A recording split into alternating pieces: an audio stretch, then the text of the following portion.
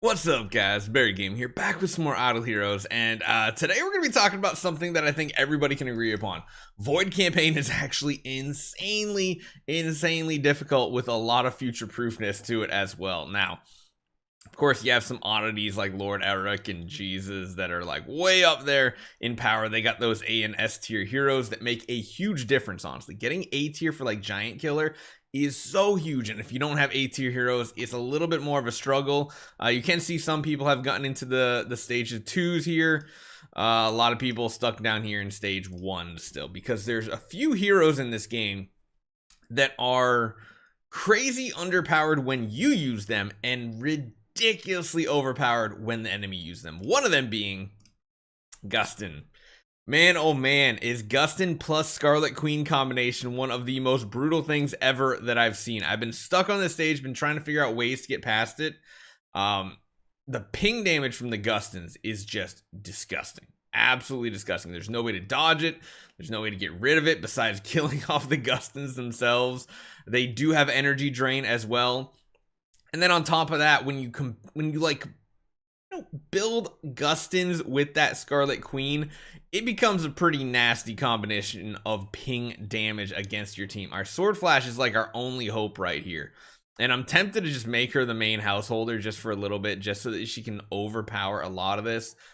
Sadly though, you can't use Drake, which kind of kills a lot of Sword Flash's power off.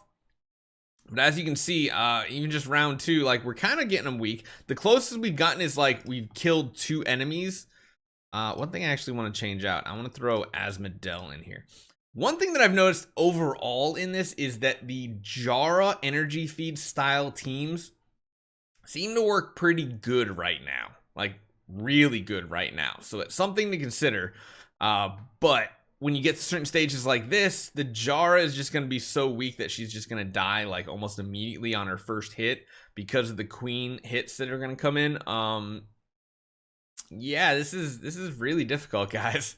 Like, this is insane how strong a Gustin can be. Now, there is something else that I will talk about. Another hero that I've come across that is probably one of the second most difficult ones to kind of encounter. I do think we can get this one beat with enough attempts, but sadly, having like an auto smash feature isn't really Asmodel the Dauntless. Oh my god, do we sleep on this hero so much? He just went in there and crushed it with a crown of all things. Holy cow. So yeah, now our loot has a couple of extra things in here too. It's got all the different home materials now. Getting past 1-5 is huge, and like I said, Gustin, that one is such a difficult wave, but this seems a little sketchy. So let's go back now and talk about some of the other ways we've experienced before this, because I'm going to try to push this, but I want to show you guys my Jara setup that's working oh so well for a lot of these stages. We can show you this one though, because Jara would not be good here with the reflecting from the Sherlocks. Honestly, I was not expecting Asmodel to be that good, but honestly, he does have that shield that gives damage reduction as well, which is kind of big. Is the enemy team outspeeding us now? It seems like the enemy team is somewhat outspeeding us. Not completely. Oh god, this is going to be another tough wave. And you guys know how powerful my account is. Like, we don't have max star spawns, but they're way up there. They're like up there. Now, our households aren't that big, but again, they're up there in the 60s and 70s. For our main 2 heroes. And now the doves come in and play a huge role, because if we're not attacking first, we're not attacking at all. I don't know if our 2 homeowners can take this on between the Vesa and the SDE here. The Vesa's keeping us going.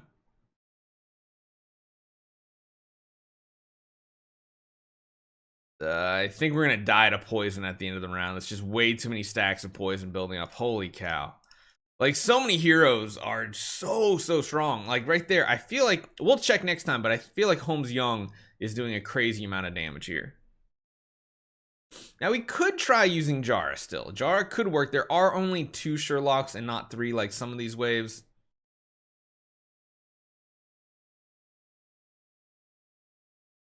Yeah, this is crazy. Vesa coming in clutch to kind of heal him up. We got a lot of those. I forget the name of them now, but a lot of those things that help us potentially dodge, which would be nice. They are pretty much CCing our entire team. I don't even think Sword Flash is doing much. God, it's so crazy how strong these waves are. And Asmodel just doesn't even get to do anything because he's too slow.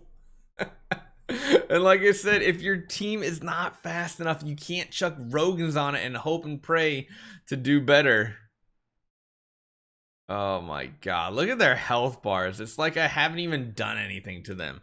Okay, so that kind of goes and shows you how some of these heroes in this game mode are just ridiculously strong. Another one that is ridiculously strong that I actually got stuck on, I think I have a screenshot of it as well. King Barton's. I think it was a 3 King Barton, 3 Ignis wave. It took quite a while to get the right Jara CC off to even have Jara survive long enough.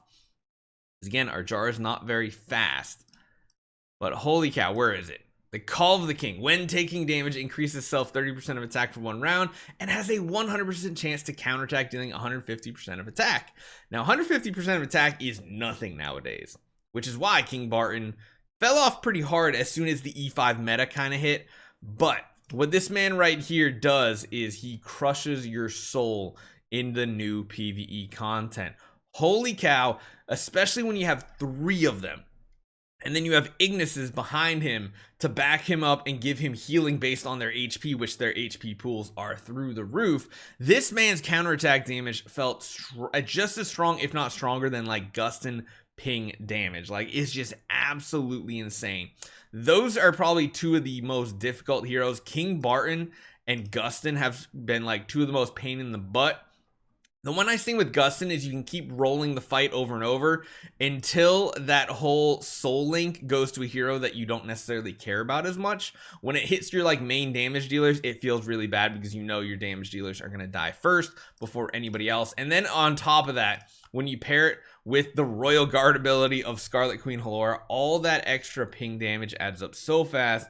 It is ridiculous, it is overpowered, and it's so frustrating to deal with. But yeah, next time we come back, I'll show you guys the Jara setup we're doing. It's not the traditional one that you've seen in the past with like Sword Flash and everything, but it's pretty similar because of course we don't have support heroes, but we got past 1-5. Yay. Hopefully you guys enjoy this one. I'll see you guys next time.